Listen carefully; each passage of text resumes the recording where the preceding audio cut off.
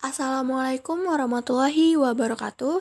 Shalom, Om Swastiastu, Namo Buddhaya, salam kebajikan, salam sejahtera bagi kita semua. Yang terhormat Ibu Ratu Diah Kurniawati, Sarjana Gizi Magister Sains, selaku guru pengajar dari mata kuliah Dasar Ilmu Gizi, dan teman-teman sekalian yang saya banggakan. Kami dari kelompok 1 akan menjelaskan tentang vitamin larut lemak, yaitu vitamin A dan vitamin D. Sebelumnya, izinkan saya memperkenalkan anggota kelompok 1. Yang pertama, Hana Fadilah Putri dengan NIM 88822300016. Yang kedua, ada saya sendiri, Agis Kanada Berliana Sari dengan NIM 88822300020. Dan yang ketiga, ada Listra Ayomi dengan NIM 88822300029. Dan yang terakhir ada Fitriani dengan NIM 88822300031. Materi yang akan kami presentasikan yaitu yang pertama ada pendahuluan, yang kedua ada pengertian vitamin larut lemak, yang ketiga ada materi tentang vitamin A, yang keempat ada materi tentang vitamin D, dan yang terakhir ada kesimpulan dan daftar pustaka. Baik, sebelum memasuki materi vitamin A dan vitamin D, kita harus tahu apa sih pengertian vitamin itu. Vitamin adalah sekelompok senyawa organik berbobot molekul rendah yang memiliki fungsi vital dalam metabolisme setiap organisme yang tidak dapat dihasilkan oleh tubuh. Vitamin adalah nutrisi tambahan yang diperlukan bagi tubuh untuk bisa menunjang kinerja tubuh. Umumnya, vitamin berasal dari makanan dan buah-buahan yang bersifat organik. Seperti yang kita tahu bahwa vitamin dikelompokkan menjadi dua, yaitu vitamin yang larut dalam lemak dan vitamin yang larut dalam air. Nah, hanya terdapat dua vitamin yang larut dalam air, yaitu vitamin B dan vitamin C. Sedangkan vitamin yang larut dalam lemak yaitu vitamin A, vitamin D, vitamin E, dan vitamin K. Vitamin yang larut dalam lemak akan disimpan di dalam jaringan adiposa lemak dan di dalam hati. Vitamin ini kemudian akan dikeluarkan dan diedarkan ke seluruh tubuh saat dibutuhkan. Beberapa jenis vitamin hanya dapat disimpan beberapa hari saja di dalam tubuh, sedangkan jenis vitamin lain dapat bertahan hingga 6 bulan. Baik, selanjutnya kita langsung saja masuk ke materi vitamin A yang akan dijelaskan oleh Fitriani dan Hana. Assalamualaikum warahmatullahi wabarakatuh. Perkenalkan, nama saya Fitriani. Di sini saya akan menjelaskan pengertian vitamin A. Nah, vitamin A adalah vitamin larut lemak yang pertama ditemukan loh. Nah, secara luas, vitamin A ini merupakan nama genetik yang menyatakan semua retinoid dan prekursor atau provitamin A, karotenoid yang mempunyai aktivitas biologik sebagai retinol. Nah, vitamin A merupakan salah satu zat gizi penting yang larut dalam lemak dan disimpan dalam hati, berfungsi untuk penglihatan, pertumbuhan, dan meningkatkan daya tahan tubuh terhadap penyakit. Oke, sekarang sejarah vitamin A. Pada tahun 1912, di Amerika Serikat menemukan bahwa tikus bertumbuh normal bila diberikan makanan yang mengandung lemak susu. Pada waktu McCollum dan Davis menemukan bahwa pertumbuhan tikus terganggu bila sumber lemaknya diberikan dalam bentuk lemak hewan. Pertumbuhan membaik setelah tikus diberikan ekstrak etet dari mentega, minyak ikan dan kuning telur. Nah, disimpulkan bahwa untuk pertumbuhan hewan diperlukan suatu zat larut lemak yang dalam lemak susu, tapi tidak dalam lemak hewan. Pada tahun 1918, ditemukanlah sifat mengatur pertumbuhan yang sama dari makanan yang mengandung pigmen berwarna kuning berasal dari sayuran, dan pada tahun 1928 Koreten, salah satu pigmen berwarna kuning tumbuh-tumbuhan, diidentifikasi sebagai prekursor vitamin A. Dan pada tahun 1932, susunan kimia vitamin A diketahui. Pada tahun 1937, vitamin A dapat diisolasi dari minyak hati halibut dalam bentuk kristal, dan pada tahun 1947 dapat disintesis.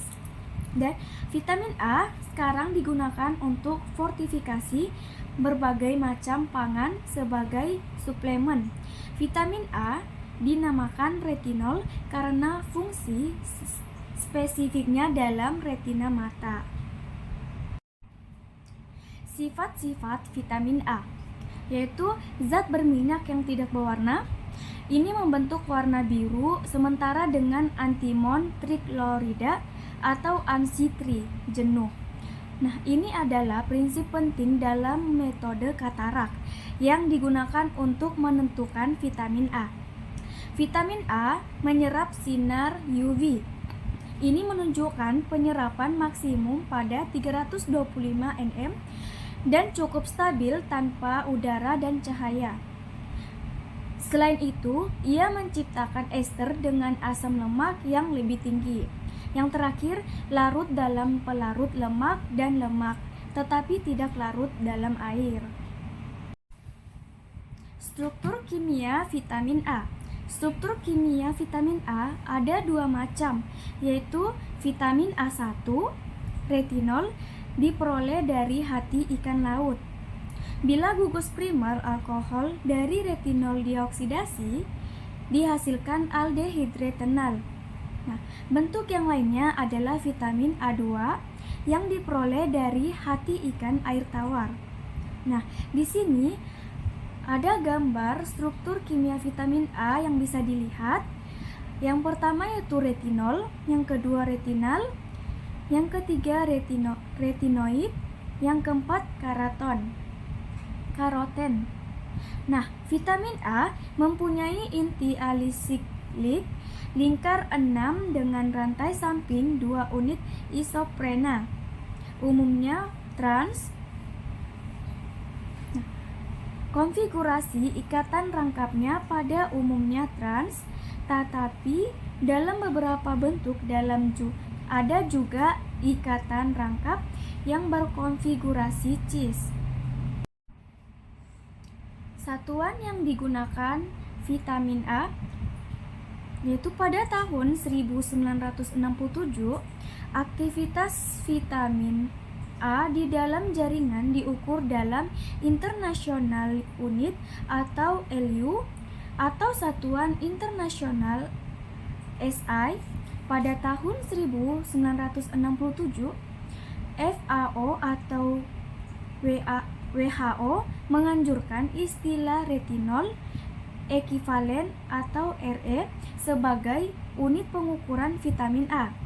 Tetapi hingga sekarang Satuan Internasional atau SI masih umum digunakan.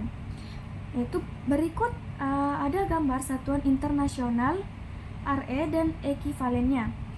Bisa dilihat pertama 1,0 GRI sama dengan 1,0 retinol, 6,0 beta karoten, 12,0 karotenoid lain, 3,3 Satuan Internasional retinol, yang terakhir 9,9 Satuan Internasional beta karoten.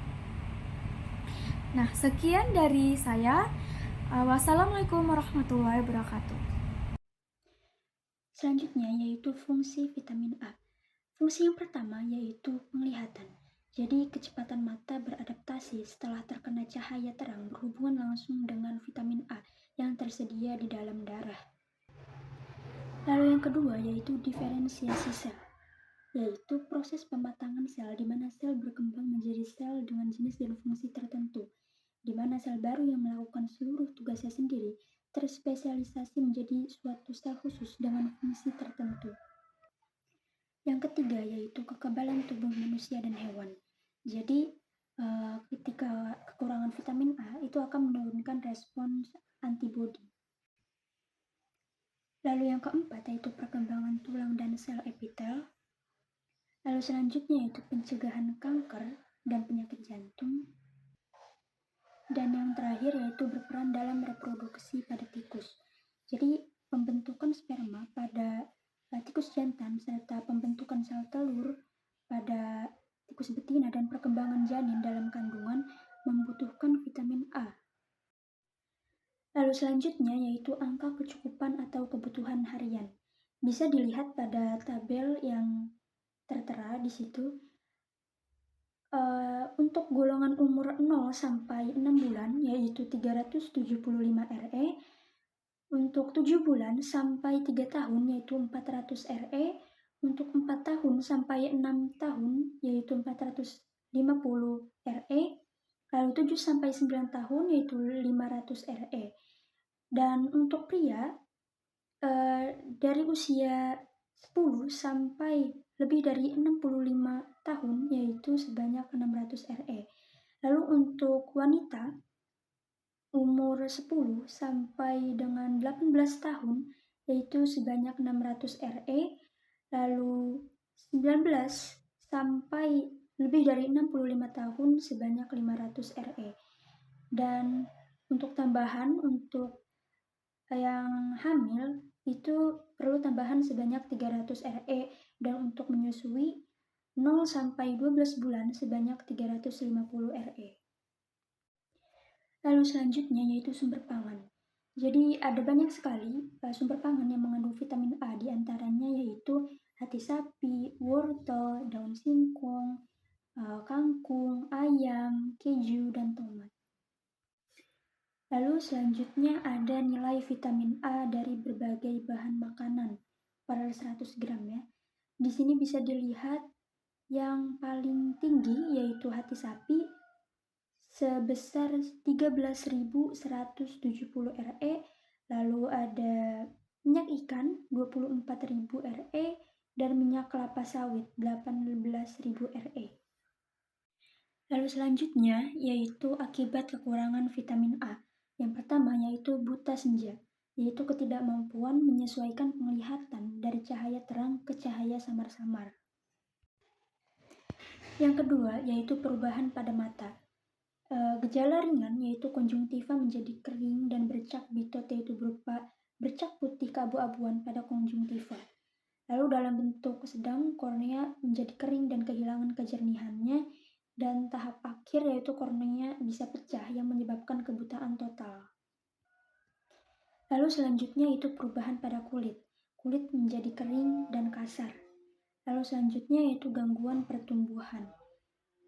Jadi itu akan menghambat pertumbuhan sel-sel. Dan yang terakhir yaitu infeksi, karena kekebalan tubuh menurun sehingga mudah terkena infeksi. Lalu selanjutnya yaitu akibat kelebihan vitamin A. Kelebihan vitamin A hanya bisa terjadi ketika memakan vitamin A sebagai suplemen dengan takaran yang tinggi dan dalam jangka waktu yang panjang. Misalnya takaran 16.000 RE untuk jangka waktu yang lama atau 40.000 sampai 55.000 RE per hari. Lalu gejalanya pada orang dewasa yaitu seperti sakit kepala, pusing, rambut rontok, kulit mengering, dan tidak ada nafsu makan. Sedangkan pada wanita itu bisa menghentikan menstruasi. Lalu pada bayi bisa terjadi pembesaran kepala, hidrosefalus, dan mudah tersinggung yang dapat terjadi pada konsumsi 8.000 RE per hari selama 30 hari. Baik, selanjutnya kita masuk ke materi vitamin D yang akan dijelaskan oleh Listra dan saya sendiri Agiska.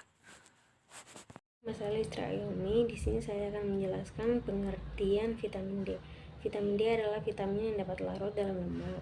Artinya vitamin D bisa disimpan dalam tubuh untuk waktu yang lama. Ada dua jenis vitamin D, yaitu vitamin D2 dan vitamin D3. Vitamin D2 atau biasa disebut ergocalciferol berasal dari tumbuhan. Bisa ditemukan pada beberapa jenis jamur yang tumbuh di alam. Sejarah vitamin D. Penyakit rickettsia sebelum abad ke-21 yang lalu ditemukan pada anak-anak di negara Eropa Utara dan Amerika Utara. Pada tahun 1890, seorang dokter Inggris bernama Palm mengamati bahwa rickettsia jarang terjadi bila anak-anak terkena sinar matahari. Pada tahun 1919, Mellanby dapat menunjukkan pada anjing percobaan bahwa penyakit ini adalah kekurangan gizi. Bila hewan percobaan ini diberi minyak ikan, penyakit ini akan sembuh. McCollum pada tahun 1922 menemukan bahwa minyak ikan mengandung zat lain yang dinamakannya faktor antirakitik atau vitamin D yang mampu mengobati rickettsia. Penelitian di klinik kemudian menunjukkan bahwa sinar matahari atau sinar ultraviolet dapat mencegah dan menyembuhkan rickettsia pada anak-anak. Hampir 50 tahun yang lalu, Daluca menemukan bahwa bentuk aktif vitamin D membutuhkan sintesis di dalam ginjal. Dan saya akan melanjutkan pada sejarah vitamin D.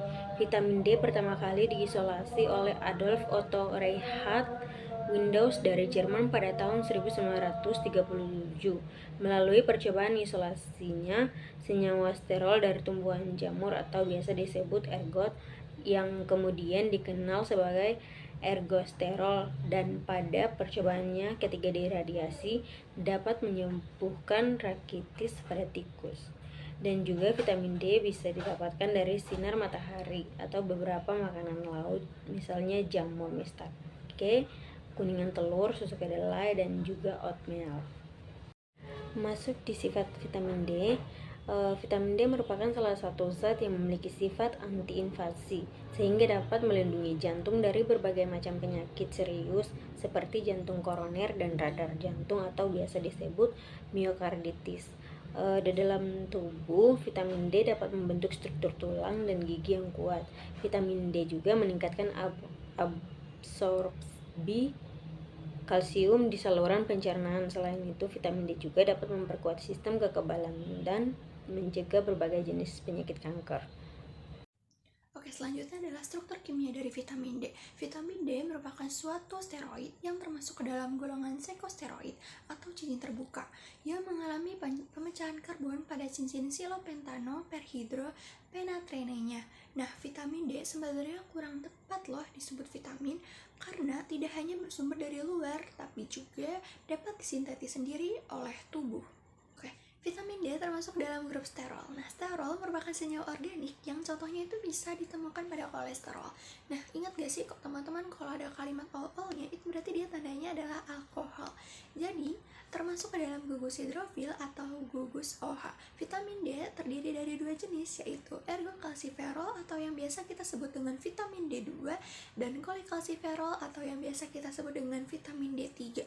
Yang membedakannya adalah bentuk rantainya ya teman-teman.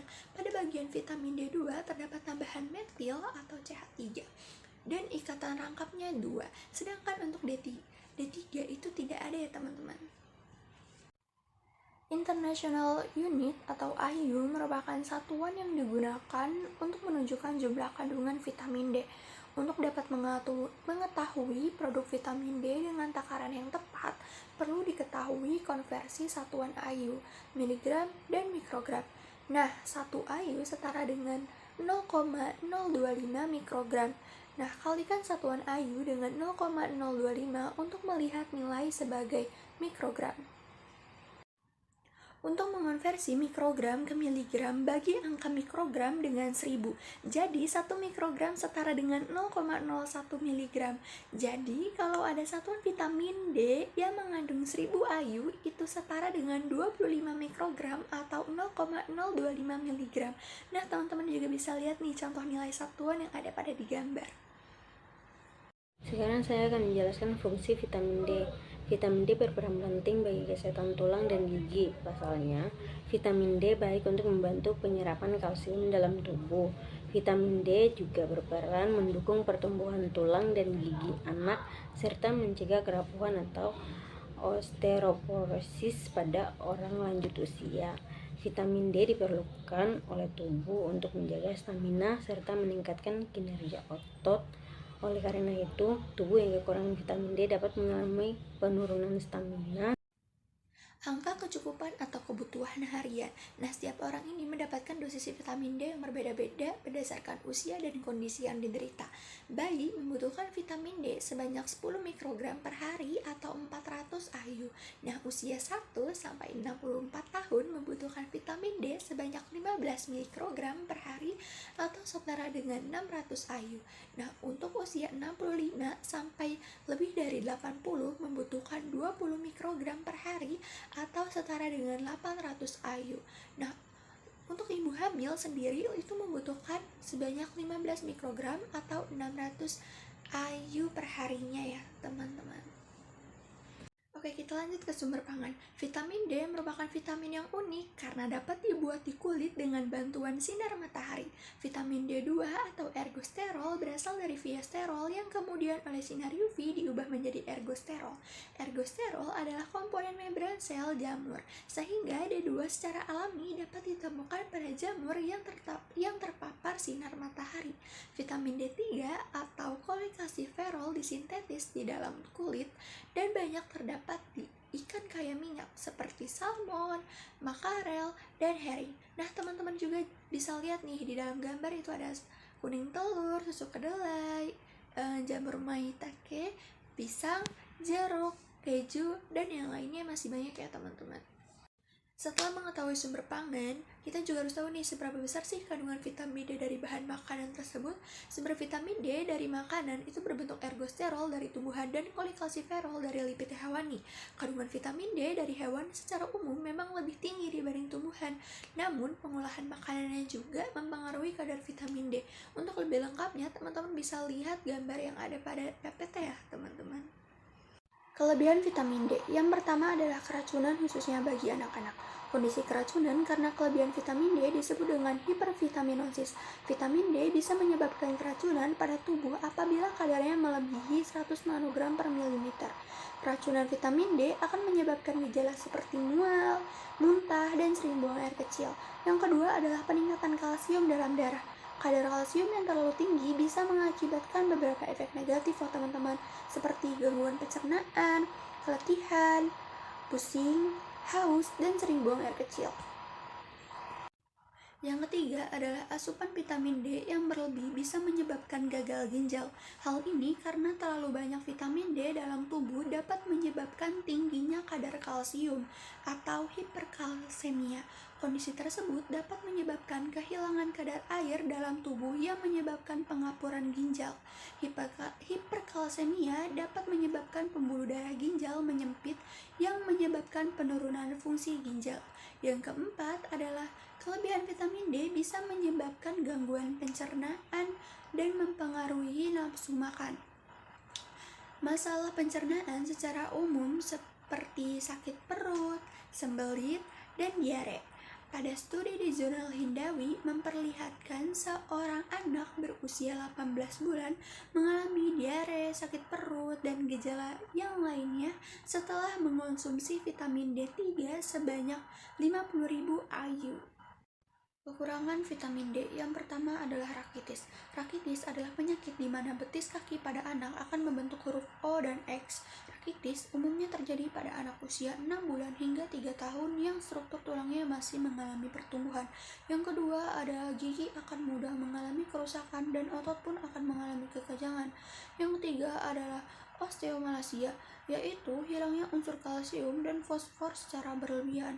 Dan yang terakhir adalah hampir sama dengan yang sebelumnya, yaitu osteoporosis, yaitu kerapuhan tulang akibat berkurangnya kepadatan tulang.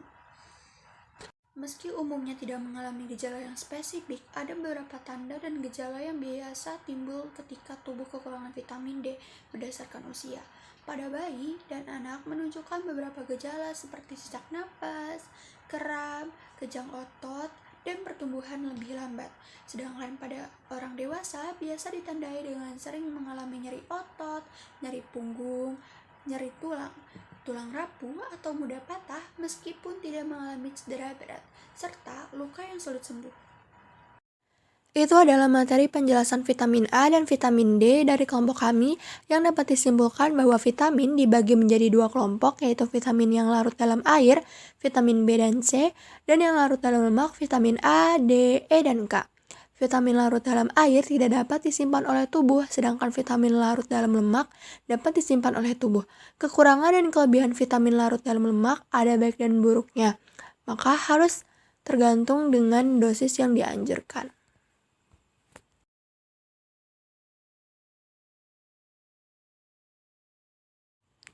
Mungkin itu saja yang bisa kami sampaikan. Mohon maaf bila ada kekurangan atau kesalahan dalam penjelasan. Cukup sekian dan kami ucapkan terima kasih. Wabillahi taufik wal hidayah. Wassalamualaikum warahmatullahi wabarakatuh.